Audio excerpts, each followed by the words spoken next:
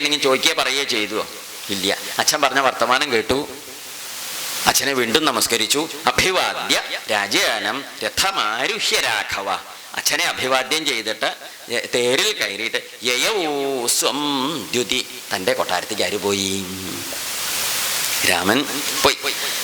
രാമൻ പോയി, കൊട്ടാരത്തേക്ക് പോയി. അവിടെ എത്തിയിട്ടുണ്ടാവില്ല, എത്തുന്നേ ഉണ്ടാവുള്ളൂ. വണ്ടിയിൽ പോയിക്കൊണ്ടിരിക്കുകയല്ലേ. അങ്ങനെ പോയിക്കൊണ്ടിരിക്കുന്ന സമയത്ത് ഇവിടെ എന്താ വെച്ചാൽ മന്ത്രിമാരെയൊക്കെ വിളിച്ചിട്ട് രാജാവ് മന്ത്രിമാരെ വിളിച്ചിട്ട് പറഞ്ഞു, നാളെയാണ് പൂയ നക്ഷത്രം, രാമനെ രാജാവായിട്ട് വാഴിക്കാൻ പോവുകയാണ്, എല്ലാവരും ശ്രദ്ധ വെക്കണം. രാജാവിനൊരു വെപ്രാളം എന്താ അറിയില്ല. വിശേഷമായിട്ട് എന്തെങ്കിലുമൊക്കെ നടക്കുമ്പം നടത്തിപ്പുകാർക്ക് എന്തുണ്ടാവും? ഒരു നന്നാവണേ നന്നാവണേ എന്നുള്ളൊരു വേവലാതിയൊക്കെ ഉണ്ടാവും. അത് മാത്രമാണോ രാജാവിന്? ഇഷ്ടമില്ല. കുറച്ച് കഴിഞ്ഞാൽ അറിയാം. രാജാവ് വീണ്ടും എന്ത് ചെയ്തു? മനസ്സിരുത്തിയിട്ട് നല്ലോണം ചിന്തിച്ച് ആലോചിച്ചിട്ട് അദ്ദേഹം സുമന്ത്രരെ വിളിക്കൂ എന്ന് പറഞ്ഞു. ആരോട്? അറ്റൻഡറോട്. അറ്റൻഡർ സുമന്ത്രരെ വിളിച്ചു. മഹാരാജാവേ, എന്താ കൽപ്പിച്ചത് ചോദിച്ചു. അപ്പൊ രാജാവ് വീണ്ടും പറഞ്ഞു, അതെ രാജാവിൻ്റെ അടുത്ത് വന്ന് തൊഴുത് നിൽക്കണം. എന്താ പെട്ടെന്ന് ഇപ്പൊ രാമനെ കൊണ്ടുപോയി ഇങ്ങോട്ട് കൊണ്ടുപോകുന്നിട്ട് അദ്ദേഹം അങ്ങോട്ട് നീങ്ങി നിന്നിട്ടേ ഉള്ളൂ. അപ്പോഴേക്കാണ് എന്ത് വിളിക്കണത്? ഒന്ന് ഇങ്ങോട്ട് വരൂ ചോദിച്ചു. എന്താ വേണ്ടത്? പറഞ്ഞു, രാമനെ ഒന്നും ഇങ്ങോട്ട് കൂട്ടിക്കൊണ്ടുവരൂ. അല്ല, രാമനല്ലേ ഇപ്പൊ ഇവിടുന്ന് പോയത്?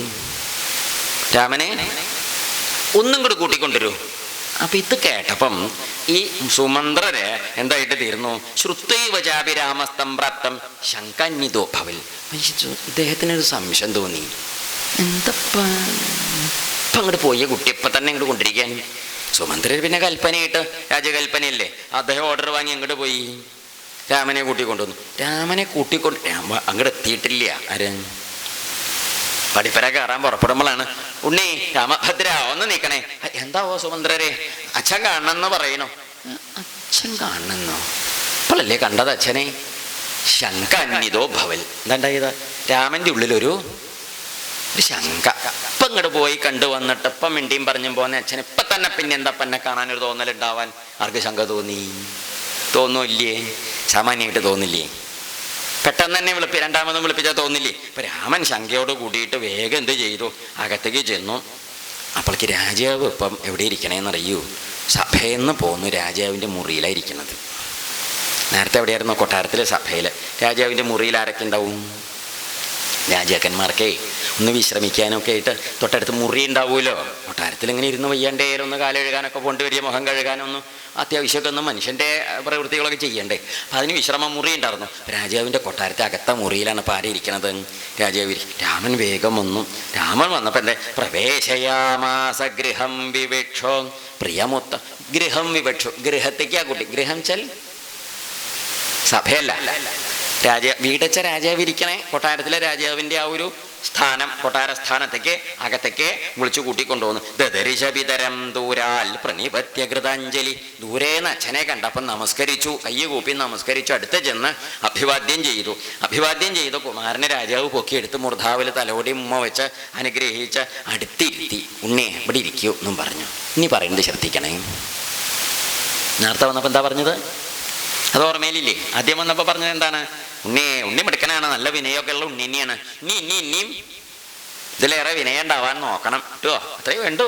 എന്നാലും പറയാണ്, എൻ്റെ ഉണ്ണിക്ക് ഇഷ്ടമുണ്ട്, അച്ഛനെ ഇഷ്ടമുണ്ട്, എന്നാലും ഒന്ന് സ്നേഹം കൊണ്ട് ഓർമ്മിപ്പിച്ചു എന്നേ ഉള്ളൂ എന്ന് പറഞ്ഞ് സാമാന്യേന ഒരു ലൗകികം പറഞ്ഞ ആരെ പറഞ്ഞയച്ചതാണ്? രാമനെ. ആ രാമനെയാണ് ഇപ്പൊ വിളിച്ചിട്ട് രാജാവ് അടുത്തിരുത്തിയിട്ട് കൊട്ടാരത്തിന്റെ അകത്ത മുറിയിൽ ആരുമില്ല. സുമന്ത്രരില്ല, പരിചാരകന്മാരില്ല, വീശണവരില്ല, വാതിക്കൽ നിൽക്കണവരില്ല. രാജാവും ഉണ്ട്, ഇപ്പം ആരും ഉണ്ട് കൂടെ? രാമനും ഉണ്ട്. ഒറ്റയ്ക്കാ ഇവർ രണ്ടാളല്ലാതെ വേറെ ആരും അവിടേക്ക് വന്നിട്ടുമില്ല, വരൂല്ല, ആരുമില്ല. ഇവരിങ്ങനെ ഇരിക്കുന്ന സമയത്ത് ശ്രീരാമനെ അടുത്തിരുത്തിയിട്ട് പുറത്ത് തലോടിയിട്ട് രാജാവ് പറഞ്ഞു, ഉണ്ണി രാമ വൃദ്ധോസ്മി. പ്രായമായി കുട്ടിയെ. കേട്ടാ തോന്നും രാമൻ പോയി വന്നതിൻ്റെ ഇടയ്ക്ക് ആയതാണെന്ന്. എന്ത് ഇല്ലേ? ഇപ്പം അത് പറയുമ്പോൾ തോന്നില്ലേ അങ്ങനെ? ഇപ്പം നേരത്തെ പ്രായമായിട്ടില്ലേ? ഉവ്വ്, നേരത്തെ ഇത് പറഞ്ഞിട്ടില്ല. അപ്പൊ ഇപ്പൊ ആയതല്ല. എന്താ ഇല്ലേ? നേരത്തെ ഇല്ലാത്തൊരു സാധനം ഇപ്പം ഉണ്ടായപ്പം പെട്ടെന്ന് വിളിപ്പിച്ച് പറഞ്ഞതാണെന്ന് പറയാൻ പറ്റില്ല. വൃദ്ധോസ്മി, ഉണ്ണി വൃദ്ധനായി. ദീർഘായുസായിട്ടിരുന്നു. അനവധി ഭോഗങ്ങളൊക്കെ ഞാൻ നല്ലോണം അനുഭവിച്ചതാണ്.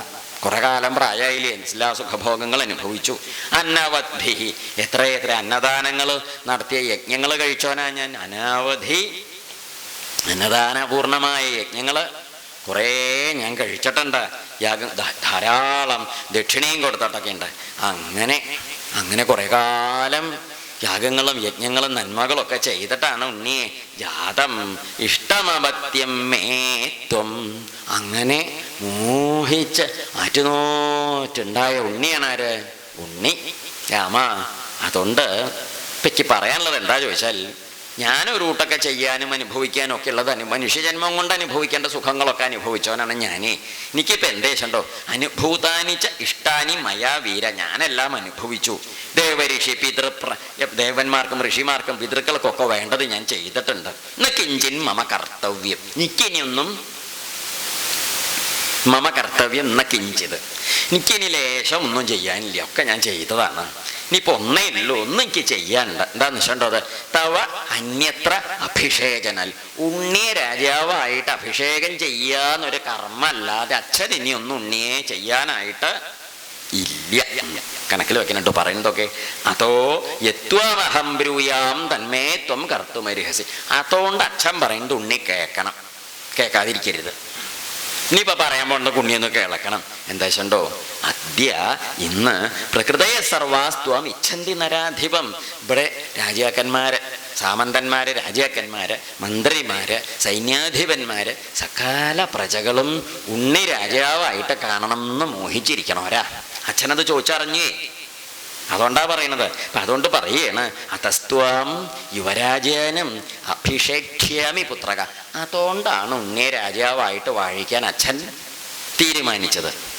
പിന്നെ ഇപ്പം എന്താ നിശ്ചണ്ടോ, അദ്യച്ച നോക്കൂ, ഇന്നിപ്പോൾ കാണുക വെച്ചാൽ ഇപ്പം ഈ ഭാഗത്തൊക്കെ ഇങ്ങനെ പലജാതി ദുശകുനങ്ങൾ കാണുക. ഞാനാണെങ്കിൽ ചില ദുസ്വപ്നങ്ങളും കാണുകയുണ്ടായി. അതൊക്കെ ഇങ്ങനെ ചിന്തിക്കുമ്പോഴേ എന്താ വെച്ചാൽ പല പല രാജ്യമരണങ്ങളൊക്കെ ഉണ്ടാവാൻ പോണതായ ദുശകുനങ്ങളൊക്കെ സ്വപ്നത്തിലൊക്കെ അങ്ങനെ കാണുകയാണേ. അപ്പം അതുകൊണ്ട് പറയുകയാണ്, എന്തേ വേണ്ടോ ചോദിച്ചാൽ എന്തെങ്കിലുമൊക്കെ തടസ്സങ്ങളൊക്കെ ഉണ്ടാവുമോ എനിക്കിങ്ങനെ ഒരു സംശയമുണ്ട്. പിന്നെ ഇപ്പം ആകാശത്തേക്ക് നോക്കുമ്പോഴൊക്കെ ഇങ്ങനെ ഈ ഉൽക്ക പറഞ്ഞ ധൂമകേതു ഇങ്ങനെയൊക്കെ ഓരോട്ടം വരുന്നു. അതൊന്നും നല്ല ലക്ഷണമായിട്ട് തോന്നണില്ല.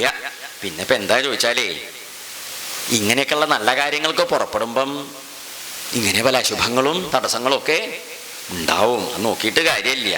രാജാഹി മൃത്യുമാപ്പ് നോതി ഘോരം. രാജാവ് ചിലപ്പോൾ മരിച്ചു പോവുമോ എന്നൊക്കെയുള്ള ചില ലക്ഷണങ്ങളാണ് എന്തിനു കാണണത്, ഈ ദുർനിമിത്തങ്ങളൊക്കെ കാണണതേ. അതുകൊണ്ടാണ് പറയുന്നത്. അതുകൊണ്ട് ഇപ്പം ഈ ഒരു കാര്യം ചിന്തിക്കുമ്പം പരിഭ്രമിക്കൊന്നും വേണ്ട. ഒന്നേ ഉള്ളൂ പറയാൻ, ഉണ്ണി രാജാവായിട്ട് വാഴണം, അതൊന്ന് കാണണം, അത്രേ ഉള്ളൂ. മാത്രമല്ല എന്താണെന്നറിയൂ, നോക്കൂ, ഉണ്ണി ആ കൊട്ടാരത്തിൽ രാജാവായിട്ട് ആ കസേരയമ്പിൽ ഇരിക്കണത് കണ്ട് അങ്ങടെ മരിക്കണം, എനിക്കത്രയേ ഉള്ളൂ. പിന്നെ ഇപ്പം എന്താ വെച്ചാലേ പറയുകയാണെങ്കിൽ വിപ്രോഷിതശ്ച ഭരതോ, ഭരതനും ഇവിടെ ഇല്ലല്ലോ. ഭരതൻ എവിടേക്ക് പോയതാണ്? ഭരതൻ കേകയത്താണല്ലോ. യാവദേവ് പുരാതിത, പണ്ടേ പോയതാണല്ലോ ഉണ്ണി അങ്ങട്ട്. അപ്പം അതുകൊണ്ട് എന്താ വെച്ചാൽ താവദേവ അഭിഷേകസ്തേ പ്രാപ്തകാലോ മതോ മമ. അതുകൊണ്ട് ഇതന്നെയാണ് അഭിഷേകത്തിന് പറ്റിയ കാലം എന്നാണ് എൻ്റെ ഒരു അഭിപ്രായം. ഭരതനും ഇവിടെ ഇല്ലല്ലോ. എന്നുവെച്ചെന്താ, എന്തെങ്കിലും ആവട്ടെ. അല്ല, അങ്ങനെയൊന്നും ഇല്ല കേട്ടോ.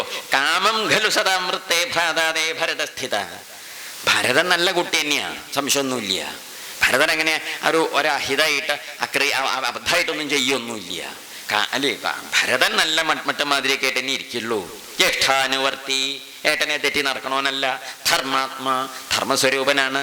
സാനുക്രോശോ, നല്ല കാരുണ്യൊക്കെ ഉള്ള ആളാണ്. ജിതേന്ദ്രിയ, നല്ല അടക്കമുള്ള കുട്ടിയാണ്. പക്ഷെ പറഞ്ഞിട്ട് കാര്യമില്ലല്ലോ കുട്ടിയെ. കിന്നു ചിത്തം മനുഷ്യാണാം അനിത്യമിതി മേമതി. മനുഷ്യൻ്റെ മനസ്സല്ലേ, അത് എപ്പോഴാ മാറുക എന്നാർക്കാ നിശ്ചയുള്ളത്? കണക്കിൽ വെക്കുന്നില്ലൊക്കെ ഇല്ലേ? മനുഷ്യൻ്റെ മനസ്സല്ലേ, ഇത് എപ്പോഴാ മാറുക എന്ന് ആർക്കാ നിശ്ചയുള്ളത്?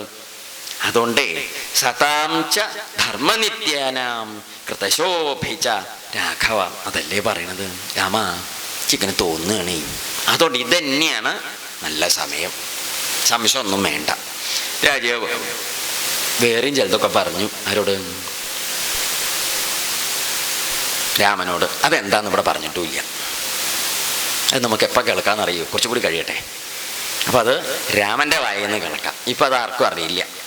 വേറെയും ചിലതും കൂടി പറഞ്ഞതിൻ്റെ ശേഷം അച്ഛൻ പറഞ്ഞു, വ്രജേതി, ഉണ്ണി പൊയ്ക്കോളൂ, ഇനി പൊയ്ക്കോളൂ കേട്ടോ, പൊയ്ക്കോളൂ. രാമൻ അവിടുന്ന് പോന്നു.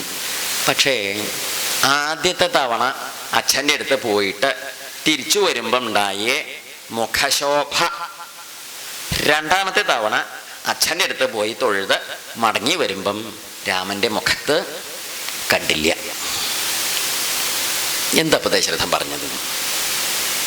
അച്ഛനും മകനും മാത്രമേ ഉള്ളൂ, വേറെ ഒരാളോ സഭയിലില്ല, ആ കൂട്ടത്തിലില്ല. പറഞ്ഞത്, വയസ്സായി, എനിക്കിനിപ്പോൾ ഒരു മോഹേ ഉള്ളൂ, ഉണ്ണിയെ രാജാവായിട്ട് വാഴിക്കണം. ദുശകനങ്ങളും പല ദുസ്വപ്നങ്ങളും ഞാൻ കാണുന്നുണ്ട്. രാജാവ് മരിക്കണ ലക്ഷണ സ്വപ്നങ്ങളാണ് കാണുന്നത്.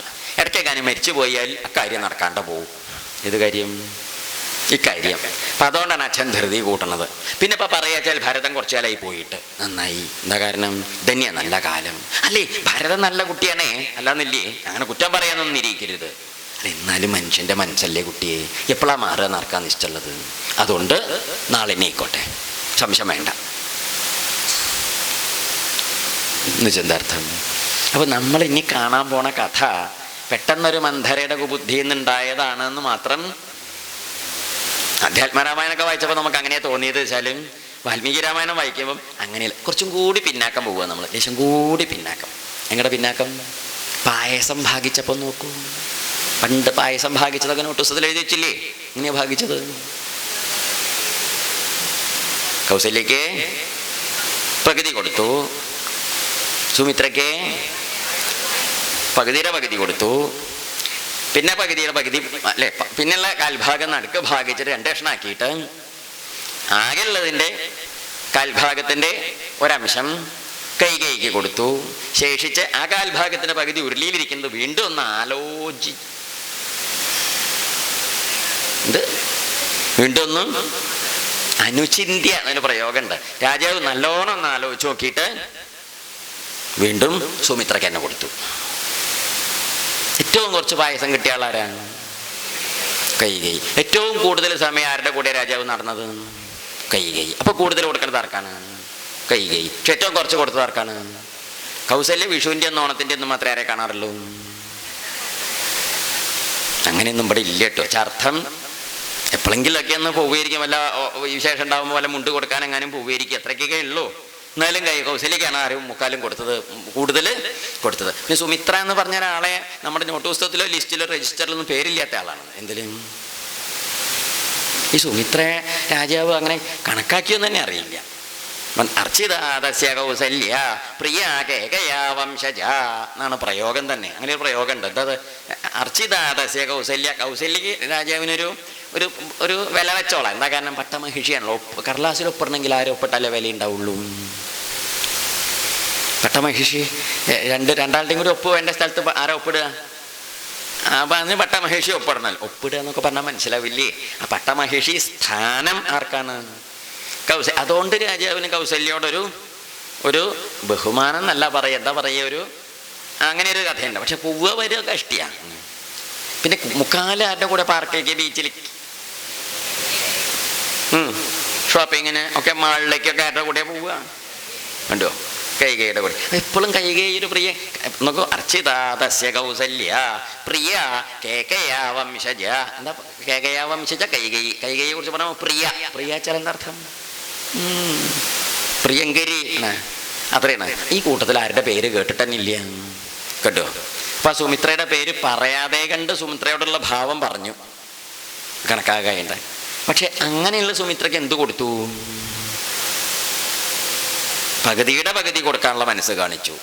ഏറ്റവും കൂടുതൽ കൂടെ നടന്നോളും, ഏറ്റവും കൂടുതൽ കൂടെ താമസിപ്പിച്ചോളും ആയ സുന്ദരി ചെറുപ്പക്കാരത്തി കൈകൈക്ക് പരമാവധി കുറച്ചേ കൊടുത്തുള്ളൂ. കൊടുക്കാണ്ടിരിക്കാൻ വയ്യല്ലോ എന്നുള്ള മട്ടിൽ കൊടുത്തതാണ്. എന്താ ശരിയല്ലേ? കൊടുക്കൽ കാണുമ്പോൾ തന്നെ നമുക്കറിയാം. ഇനിയിപ്പോൾ ഇപ്പൊക്കെ മാത്രം കൊടുത്തില്ലെങ്കിൽ നിരീക്കില്ലേ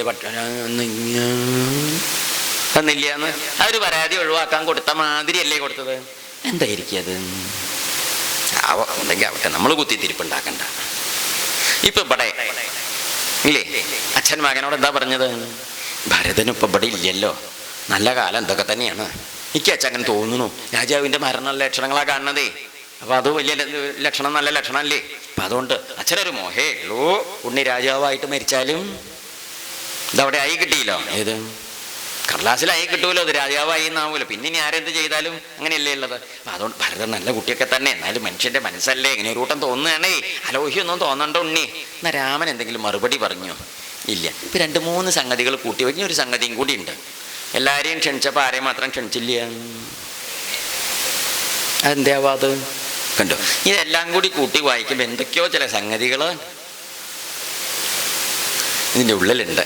ആ സംഗതി എന്താ നമുക്കും നിശ്ചയില്ല. രാമൻ എന്തോ നിശ്ചയമായിട്ടുണ്ട്. എന്താ വെച്ചാൽ അച്ഛൻ്റെ കൂടെ വർത്തമാനം പറഞ്ഞ് നമ്മളതിൻ്റെ ഇടയ്ക്കൊന്നും പുറത്തേക്ക് പോകുന്നില്ലേ. അപ്പം അതിൻ്റെ ഇടയ്ക്ക് അച്ഛൻ എന്തോന്ന് പറഞ്ഞിട്ടുണ്ട് ആരോട്, അത് നമ്മളും കേട്ടിട്ടില്ല. ഇനിയിപ്പോൾ അത് എപ്പോഴാണ് കേൾക്കുക എന്നറിയൂ? രാമൻ അത് നേരിട്ട് ആരോട് പറയും? ഭരതനോട് പറയുമ്പം കേൾക്കാം. അപ്പോൾ ശ്രദ്ധിച്ച് കേൾക്കണം കേട്ടോ.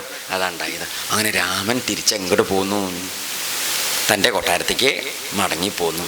ഒരു കൊട്ടാരത്തിൽ വന്ന് രാജാവാൻ പോവുകയാണ്, അങ്ങനെയൊക്കെയുള്ളൊരു സന്തോഷമുള്ള കഥയാണെങ്കിലും രാമൻ്റെ മുഖം അങ്ങനെ ഒരു വലിയ കാര്യത്തിനുള്ള തെളിച്ചത്തിലായിരുന്നില്ല എന്നാണ് പറഞ്ഞത്. അപ്പം എന്തോ കാര്യമായിട്ട് അച്ഛൻ ഒരു രഹസ്യം ആരോട് പറഞ്ഞിട്ടുണ്ട്? രാമനോട്. മറക്കണ്ട കേട്ടോ, ആ രഹസ്യം നമുക്ക് പറയാം. നീ പറയേണ്ട പോയാൽ ചോദിച്ചോളൂ. പറയേണ്ടതാണത് എന്നും പറയും. മനസ്സിലാക്കിയില്ലേ? ഇതുണ്ടായത്. അപ്പോൾ ചോദിച്ചു, എന്നിട്ട് ഇനി എന്താ ഉണ്ടായത്? ഉണ്ടായ കഥകളാണ്, അഭിഷേകത്തിനുള്ള പുറപ്പാടാണ് കേട്ടോ. നമ്മൾ പൊതുവേ കേട്ടത് മന്ധരയാണത് തുടങ്ങിയത് എന്നാണ്. മന്ധര തുടങ്ങിയതല്ല, മന്ധര അതിനൊരു പ്രധാനിയാണ്. ശരിയല്ലേ? ഇത് ആദ്യ ഉള്ള സംഗതി ഒന്ന് ഇതാണ്. അതായത് ഒന്നുമില്ലാതെ നമ്മൾ പറയാറില്ലേ, ഈ തീയ ഇല്ലാതെ. അതന്നെ, തീയുണ്ടെന്ന് കൂട്ടിക്കോളൂ. പുക കാണില്ലേ? നമുക്ക് ആ കഥ ഒരു 10 മിനിറ്റ് കഴിഞ്ഞിട്ട് പറയുമ്പോഴേക്ക് കാപ്പിയൊക്കെ കഴിച്ച എല്ലാവരും മുമ്പിലേക്ക് വന്നിരുന്നോളൂ. ആ ശ്രീരാമാഭിഷേകത്തിൻ്റെ പുറപ്പാടാണ്, അതിൻ്റെ കഥകളാണ് പറയുന്നത്. ഹരേ രാമ ഹരേ രാമ രാമ രാമ ഹരേ ഹരേ, ഹരേ കൃഷ്ണ കൃഷ്ണ ഹരേ ഹരേ, ഹരേ രാമ രാമ രാമ ഹരേ ഹരേ, ഹരേ കൃഷ്ണ കൃഷ്ണ കൃഷ്ണ ഹരേ ഹരേ, ഹരേ രാമ രാമ രാമ ഹരേ ഹരേ, ഹരേ കൃഷ്ണ കൃഷ്ണ കൃഷ്ണ ഹരേ ഹരേ, ഹരേ രാമ രാമ രാമ ഹരേ ഹരേ, ഹരേ കൃഷ്ണ കൃഷ്ണ കൃഷ്ണ ഹരേ ഹരേ. സർവത്ര ഗോവിന്ദ നാമ സങ്കീർത്തനം, ഗോവിന്ദ ഗോവിന്ദ. എല്ലാവർക്കും നമസ്കാരം. രാമായണം ശ്രദ്ധയോടുകൂടി എല്ലാവരും കേട്ടുകൊണ്ടിരിക്കുന്നുണ്ട്. അതുകൊണ്ട് തന്നെ നമ്മുടെ സ്വന്തം വീട്ടിൽ ചോറ് കിട്ടിയതാണ്. ചായ കഴിച്ചിട്ട്, കാരണം